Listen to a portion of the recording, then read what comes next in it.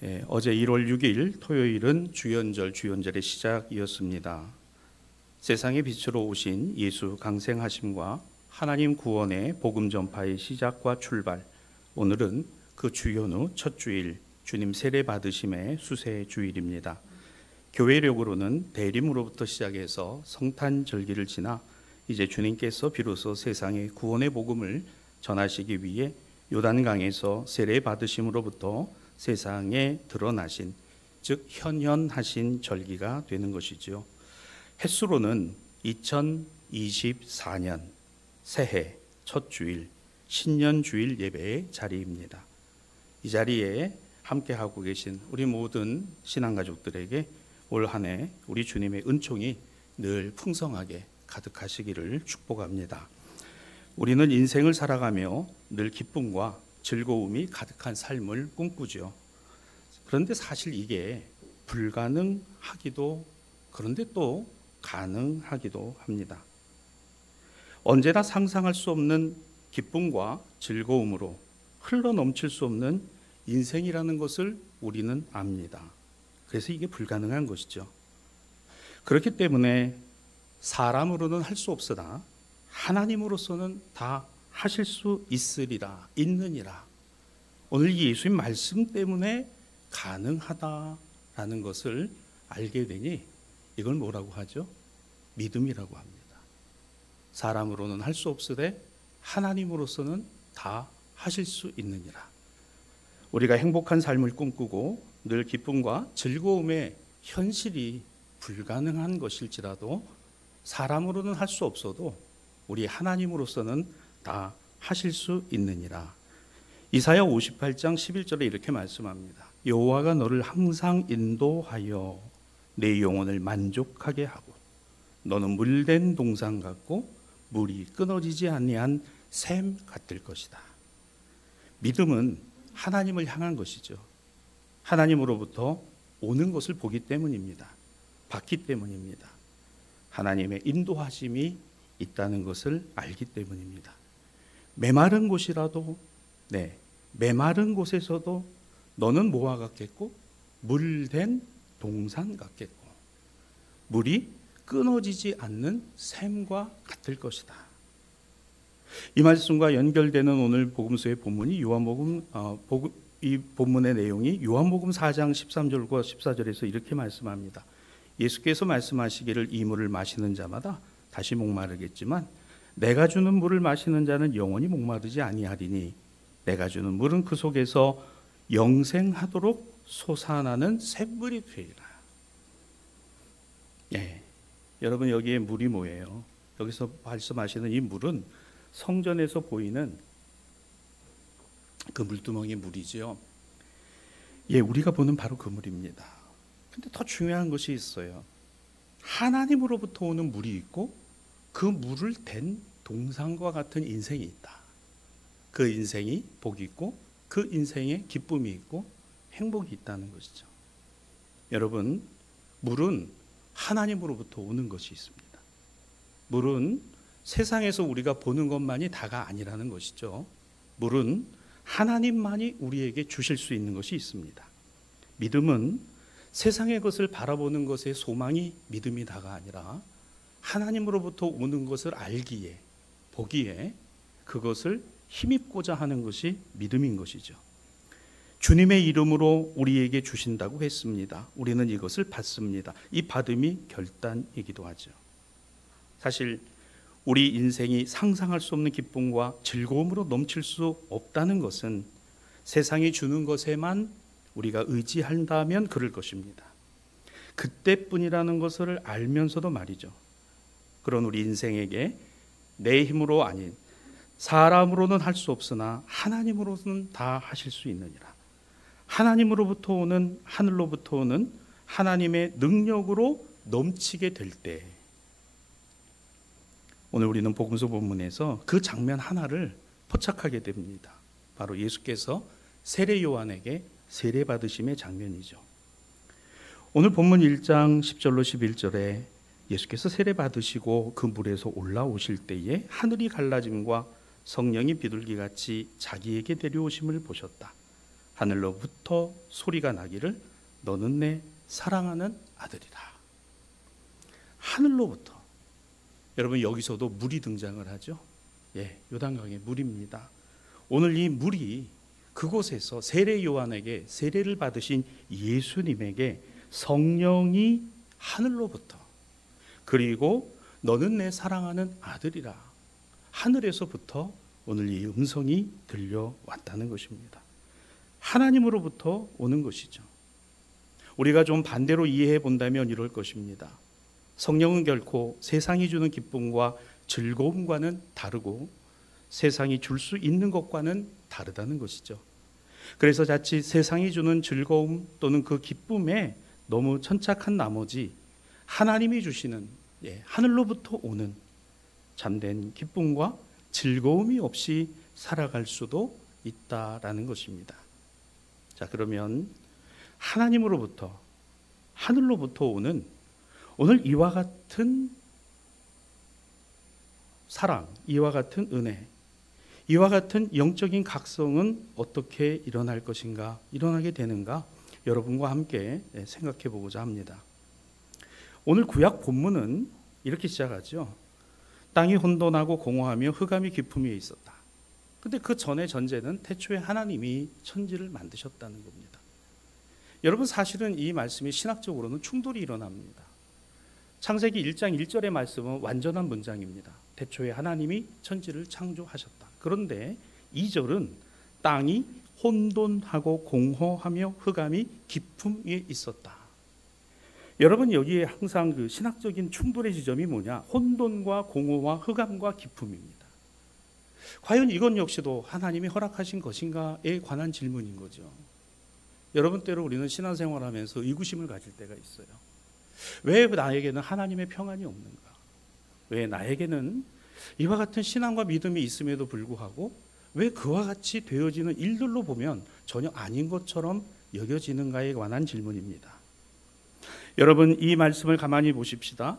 하나님의 말씀이 있기 전의 모습이 이러했음에도 불구하고 하나님은 세상의 천지를 만물을 지으심이다라는 내용입니다.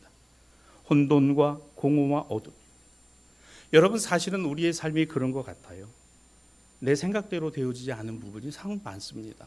어떤 부분에 보면 힘들고 어려워서 답을 찾지 못할 때도 참 많아요. 우리가 여기에 대입한다면 혼돈과 공허, 어둠일 수도 있습니다.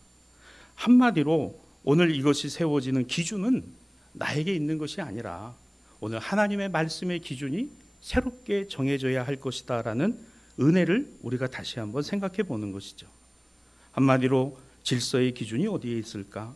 가치의 우열은 어디에 있을까? 관점의 선악은 어디에 있는가? 없습니다. 이때는 없었어요. 질서가 무엇을 이야기하는가? 가치는 어떤 것이 더 나은 것일까? 관점은 어떤 것이 선한 것이고 어떤 것은 악한 것인가의 개념조차도 있지 않았다. 그저 어둠이었고 혼돈이었고 공허했으며 깊었다는 거죠. 이와 같은 세상을 하나님은 이어지는 창세기 1장 3절로 4절은 처음에 빛이 있으라. 그래서 이 빛으로 어둠을 구별하셨다. 이렇게 말씀합니다. 여러분, 이 말씀을 한번 가만히 묵상해 보십시다. 왜 하나님이 빛을 가장 먼저 지으셨을까? 왜 하나님께서 빛을 가장 먼저 세상에 두신 것일까 말입니다. 빛이 창조되자 비로소 밝음과 어둠, 낮과 밤이 구분되었습니다. 세상을 가려운 어둠이 이제 빛으로 나눠짐으로 참과 거짓, 선과 악, 우와 열, 질서의 기준이 모두가 다 정해지는 출발이 되었기 때문입니다. 하나님은 빛이 필요 없으세요. 하나님이 빛이시기 때문입니다. 오늘 이 빛이 필요한 것은 어둠 때문이었습니다. 그 어둠과 밝음을 나누셨다고 했습니다. 어둠은 빛 앞에서 존재할 수가 없습니다. 오히려 빛과 어둠을 나누시고 오늘 그 빛을 우리로 보게 하시고 알게 하신 이유는 하나님 자신을 위하신 것이 아니라 바로 우리를 위한 것입니다. 세상을 위한 것입니다. 이제 빛이 있게 되자 모든 것이 구별되었습니다. 예수님은 우리 인생의 빛이십니다. 예수가 세상의 빛으로 오셨다는 것은 무엇이 선이고 악인지 구분할 수 있게 되는 것과 무엇이 더 귀하고 덜 귀한 것인지, 우리가 무엇을 먼저 해야 하고 나중 해야 할 것인지의 기준이 되어졌다는 것이죠. 예수님은 빛이 필요 없으십니다. 예수님이 빛이시기 때문입니다.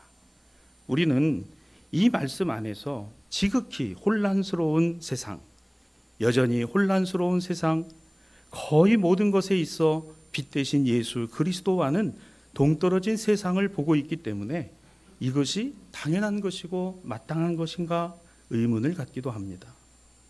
하늘로부터, 하나님으로부터 오신 예수 그리스도. 여러분, 우리 마음에 이렇게 한번 되뇌이면 좋겠어요. 예수님은 하나님으로부터 오신 우리의 구원이시다. 하나님으로부터, 하늘로부터. 세상이 그리스도를 만든 게 아닙니다.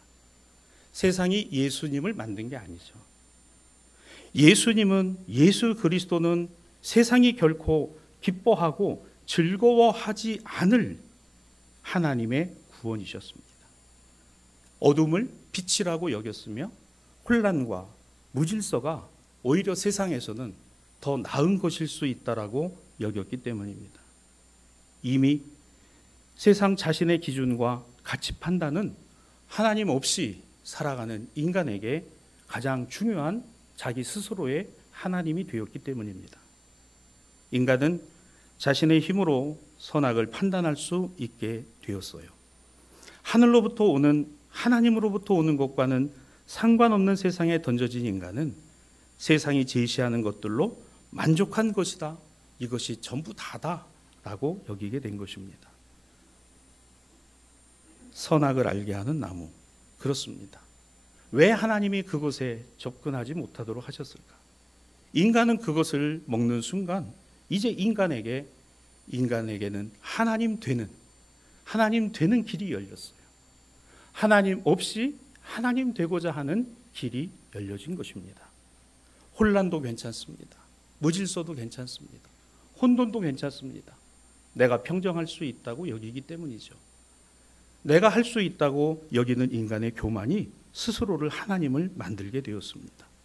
하늘로부터 오는, 하나님으로부터 오는 것과는 상관없이 세상에 던져진 인간, 바로 인간의 모습인 것이죠. 그래서 오늘 우리가 주목해야 할 말씀이 있습니다. 하나님의 창조 가운데 있었던 하나님의 영, 예수님 세례 받으실 때 임하신 성령, 바로 하나님으로부터 오는 하나님의 역사, 하나님의 능력이었다는 것입니다. 저는 우리 모든 신앙 가족들이 올 한 해 하나님으로부터 오는, 하늘부터 나리는 오늘 이 능력과 이 역사 안에 삶을 이어갈 수 있기를 주님의 이름으로 축복합니다. 그런데 사도행전 말씀에 보면 이와 같은 처음 교회의 모습이 좀 다른 모습을 지닌 교회가 등장을 합니다. 사도행전 19장 2절, 바로 에베소 교회의 모습인데요. 너희가 믿을 때에 성령을 받았느냐 이르되 아니라 우리는 성령이 계심도 듣지 못하였노라. 사도 바울이 에베소에 와서 교인들을 만났습니다. 에베소 이 가정교회의 교인들을 만나서 그들의 아마 신앙 모습을 본 것 같아요. 단도직입적으로 이렇게 물었습니다. 너희가 믿을 때 성령을 받았더냐? 아니요, 우리는 성령이 계심도 듣지 못하였다. 가르쳐 주니가 없는 거죠. 설교해 주니가 없는 거죠. 전하여 주니가 없는 겁니다. 회개하라는 얘기만 들었습니다. 바울이 너무 안타까웠죠. 교회인데 하나님으로부터 오는 것을 모른다는 겁니다. 하늘로부터 오는 것을 모른다는 거예요. 너무너무 안타까웠습니다. 하나님으로부터 오는, 하늘로부터 오는 것을 알지 못하는 에베소 교회. 그 안타까움에 바울은 어떻게 했습니까? 그들에게 예수의 이름으로 물로 세례를 주었다고 했습니다. 여러분, 여기에 또 물이 등장을 하죠. 물로 세례를 주었다.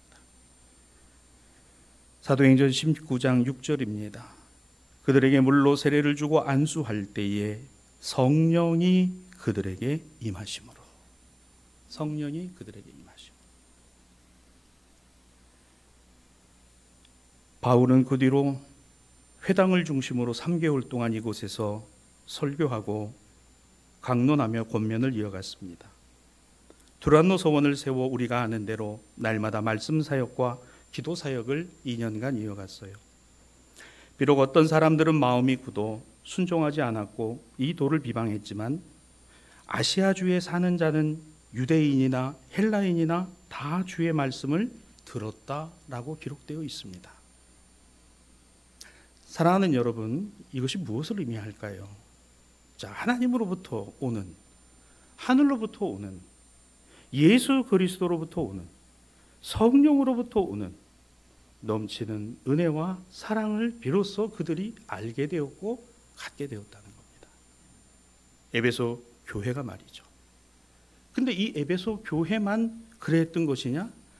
이것이 얼마나 많이 풍성하게 넘쳤으면은 이 에베소 교회를 통해서 아시아주에 사는 유대인과 헬라인들에게 흘러가게 되었다라고 사도행전은 기록하고 있습니다. 하나님으로부터 오는 넘치는 사랑 때문에 교회가 달라지고 그 영향력을 지니게 되었다는 것이죠.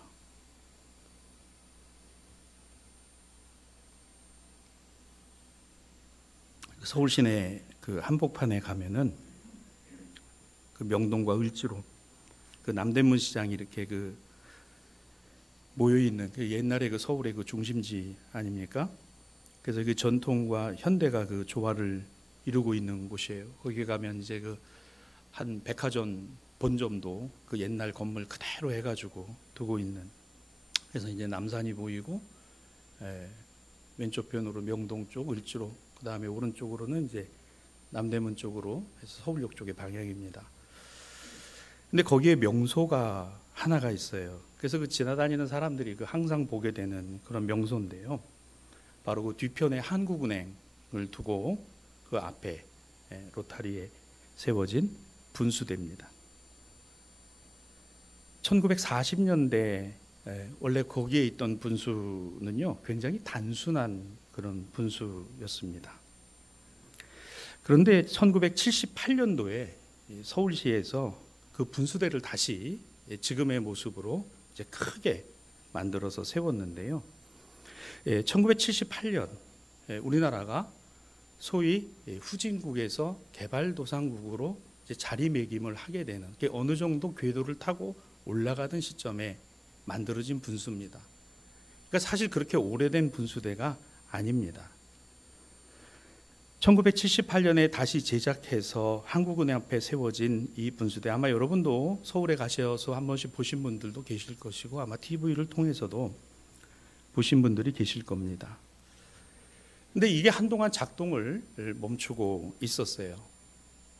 그러다가 이제 여러 군데를 이제 손을 보고 지난 2023년, 벌써 작년이네요. 작년 8월에 재가동이 되었습니다. 그 멈춰 있는 동안에 펌프나 배관이나 여러 가지 부분들이 많이 낡고 오래돼서 거기에 들어오는 전기나 이런 것들도 이제는 좀 감당하기 어려워서 다 그거를 좀 바꾸는 수리 기간이 걸렸던 겁니다. 그런데 이 분수의 특징이 몇 가지가 있어요. 먼저 이 분수대는요, 가운데에 쭉 그 높이 올라간 분수대의 중심이 있습니다. 거기서 물이 솟아나죠.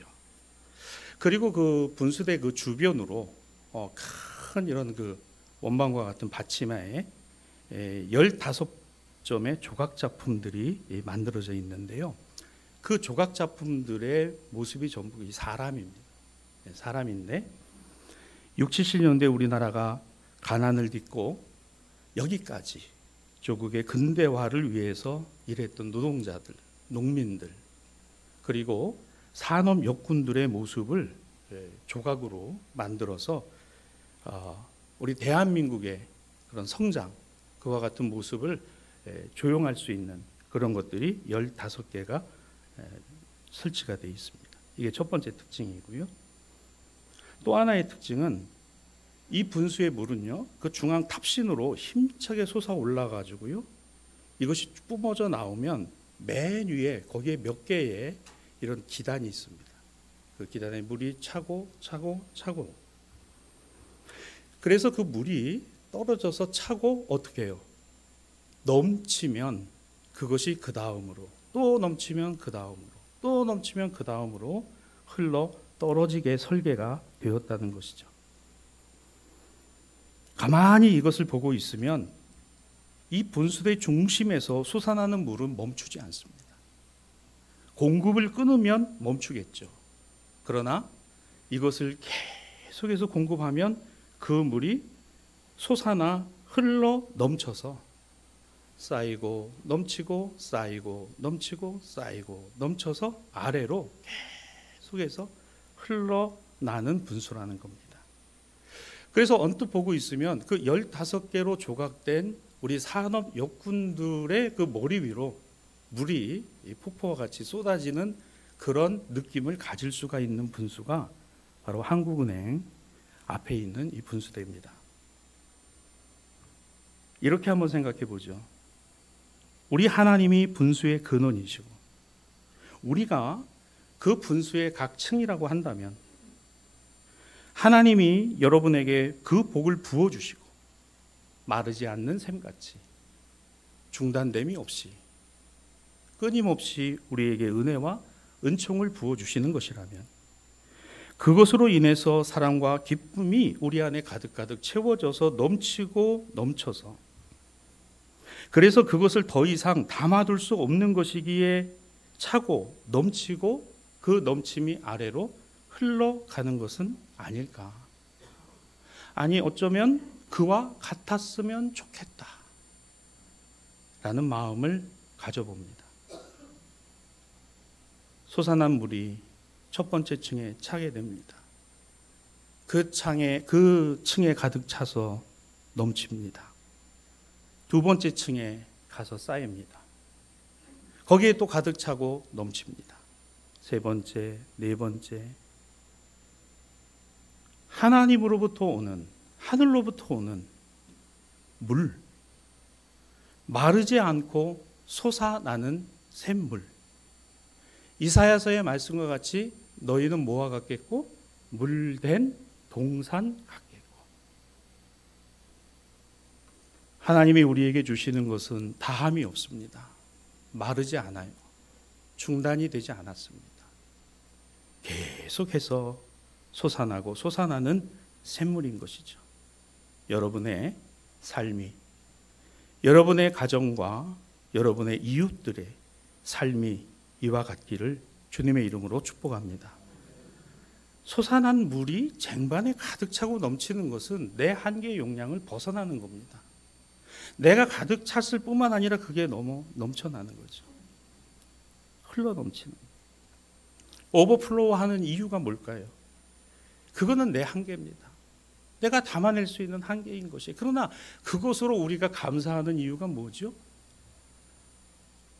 내가 비천에 처할 줄도 알고 궁핍에 처할 줄도 알고 내가 부자일 때도 있었고 그렇지 않을 때도 있었고, 그러나 그 일체의 비결을 나는 배웠노라. 바울이 고백하고 있는 것은 우리의 용량이 커서의 문제가 아니라 내게 주신 것에서의 감사인 거죠. 그것이 내 안에 가득 차기 때문인 겁니다. 하나님의 사랑이 여러분의 가족과 친구들에게, 친지들에게 흘러가기를 바랍니다. 여러분과 가장 가까운 사람들, 예수께서 경험하셨던 그 하나님의 사랑과 기쁨의 음성이, 성령이 그 가운데 임하시고 그 안에서 예수님에게 솟아났던 너는 내 사랑하는 아들이라 하는 이 음성이 예수님에게만 솟아난 것이 아니라 오늘 그 예수님을 믿고 하나님의 자녀로 거듭난 우리 모두에게도 끊임없이 중단됨이 없이 솟아오르러 가고 있는 줄로 믿습니다. 그래서 그것이 우리 안에 가득 차서 흘러 넘쳐야 되는 것이죠. 흘러 넘쳐야 되는 것입니다. 말씀이 무엇입니까? 하나님으로부터 오는 넘치는 사랑입니다. 전도가 무엇입니까? 하나님으로부터 오는 넘치는 사랑입니다. 중보기도가 무엇입니까? 하나님으로부터 오는 넘치는 사랑입니다. 이 풍성한 사랑, 하나님의 모든 충만하심으로 우리에게 주시는 이 충만하심이 우리 안에 가득가득해서 흐르고 흘러서 넘치고 넘쳐서 다른 모든 사람들에게 흘러갈 수 있게만 된다면, 이것을 올 한 해 우리가 기도의 제목으로 삼을 수만 있다면, 로마서 15장 13절입니다. 소망의 하나님이 모든 기쁨과 평강을 믿음 안에서 너희에게 충만하게 하사 성령의 능력으로 소망이 넘치게 하시기를 원하노라. 저와 여러분의 기도의 제목이 되었으면 좋겠습니다. 기쁨과 평강을 믿음 안에서 너희에게 충만하게 하시는 이 하나님이십니다. 세상이 우리에게 주는 기쁨과 평강은 일시적인 것이겠으나 하나님으로부터 오는, 하늘로부터 나리는 이 하나님의 사랑 때문에 기쁘고, 그 사랑 때문에 평강이, 그 사랑이 성령의 능력으로 우리에게 넘치고 넘쳐서 우리 주변의 모든 이들에게도 흘러갈 수 있게 되기를 바라십시다. 저는 우리 모두가 올 한 해 영적 분수대와 같았으면 좋겠어요. 오늘 여러분 한 분 한 분이 하나님의 영적 분수대가 되시기를 바랍니다. 하나님의 영적인 랜드마크와 같이. 처음 인류는 그것을 쌓았습니다. 바벨이라 이름한 것이었죠. 높이 높이 쌓아 올렸습니다. 끝까지 쌓아 올렸어요. 그런데 어떻게 됐습니까? 무너졌습니다. 저는 이렇게 묵상을 해봤어요. 왜 그것은 랜드마크가 되지 못했을까? 인간이 수고하고 노력하여 쌓아 올린 왜 바벨은 영적인 랜드마크가 되지 못했을까? 왜 무너졌을까? 저는 이렇게 묵상했어요. 하나님으로부터 오는 것이 없었습니다. 하늘로부터 내린 것이 없었어요. 인간이 그저 쌓아 올렸을 뿐입니다. 그리고 그 무너짐이 결국은 다시 혼란이 되었고 무질서가 되었고 혼돈이 되었다. 그래서 인류는 언어를 달리하고 흩어지게 되었다고 창세기는 기록합니다. 사랑하는 여러분, 하나님의 사랑이 넘치고 넘쳐 여러분의 삶에 흘러들어가고 그것이 다시 다른 사람의 삶으로 흘러 넘칠 수 있게 되는 것이 축복이라면, 먼저 그 하나님으로부터 오는 사랑과 은혜 그리고 은총이 날마다 충만하기를 구하십시오. 주님, 오늘도 은혜를 구합니다. 주님, 오늘도 하나님으로부터 오는 평강과 기쁨을 구합니다. 주님, 이것이 내 안에 충만케 하여 주옵소서. 그래서 넘치고 넘쳐서 다른 모든 이들에게도 흘러갈 수 있게 하여 주옵소서. 우리가 질그릇 같아서 연약해서 괜찮습니다. 질그릇 같은 인생이라 할지라도 괜찮아요. 고린도후서 4장 7절입니다. 우리가 이 보배를 질그릇에 가졌어도 심히 큰 능력은 하나님께 있다. 질그릇과 같은 우리 안에 담아두었어도 우리의 능력으로 감당하는 것이 아니라 능력은 하나님께 있는 것이다. 큰 기쁨, 큰 능력, 큰 은혜, 큰 사랑 구하십시오. 넘치기를 구하십시오. 풍성하기를 구하시기를 바랍니다. 질그릇 같아도 괜찮다고 했습니다. 거기에 무엇을 담았느냐, 그리고 그것이 어떤 역사를 일으키느냐, 그것은 하나님께 있고, 오늘 사도 바울이 고린도 교회에 권면하고 있는 말씀입니다. 이제 오늘 말씀을 정리합니다. 2024년 첫 주일, 신년 주일, 주님 현현하신 후 첫 번째 주일입니다. 특별히 오늘은 우리 예수께서 세례 받으신 주일입니다. 물, 그렇습니다. 우리가 보는 세상의 물만이 아닙니다. 하나님으로부터 오는 물이 있습니다. 그 하나님이 우리에게 끊임없이 공급해 주시는 물이 있습니다. 예수님으로 오는 물이 있습니다. 성령으로부터 오는 물이 있습니다. 그래서 결점이 많고 불완전한 질그릇 같은 우리를 가득가득 채워 주시기를 원하십니다. 하나님의 사랑과 기쁨과 능력으로 채워지기를 원합니다. 내가 결점이 많아요. 내가 부족함도 많습니다. 불완전하기도 합니다. 그래서 질그릇 같습니다. 그런데도 우리를 채워주시는 거예요. 끊임없이 공급해 주시고 끊임없이 우리에게 부어주세요. 이것을 성경은 샘솟는 물이라고 그랬습니다. 샘솟는 물이라고 했어요. 오늘 이것이 우리에게 부어져서 우리로 흘러넘쳐서 우리의 가정을, 그리고 우리의 주변 이웃들을, 우리 교회를 그렇게 변화시켜 나가는 한 해가 되기를 주님의 이름으로 부탁을 드립니다. 분수의 생명은 무엇일까요? 물을 품어내어 모든 사람들에게 기쁨을 주는 것입니다. 성도의 사명도 마찬가지일 것입니다. 막힘없이 말라버리지 않도록 하나님으로부터 오는 이 넘치는 은혜와 사랑으로 충만한 풍성한 한 해 되는